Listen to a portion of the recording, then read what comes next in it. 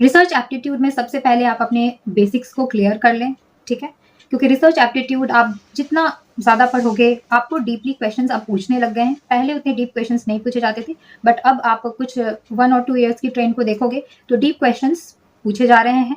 Research aptitude में आप basics के बाद मैथडोलॉजी, उनके टाइप्स अच्छे से कर लें। उनके टाइप्स में भी आपको डिटेल में करनी है, क्योंकि टाइप्स पूछ लेते हैं, सिचुएशंस दे देंगे और उनसे आपको ऑप्शंस में होते हैं कौन से टाइप के ये रिसर्च है, ठीक है।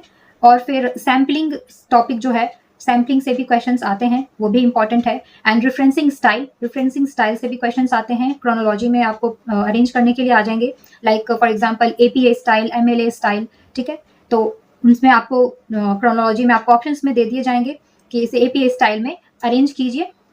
इस पर क्वेश्चंस आए थे कि कौन कौन से रिफरेंसिंग स्टाइल हैं, टाइप्स उसके, और उसमें से हमें चूज करना था कौन कौन से हैं। और एक क्वेश्चन आया था कि कौन एपीए स्टाइल किसके अंडर आता है, हार्वर्ड रेफरेंसिंग स्टाइल, ठीक है। तो इस टाइप के क्वेश्चंस होते हैं, तो ये सारे टॉपिक्स इंपॉर्टेंट हो जाते हैं। फिर रिलायबिलिटी एंड वैलिडिटी से क्वेश्चंस आते हैं।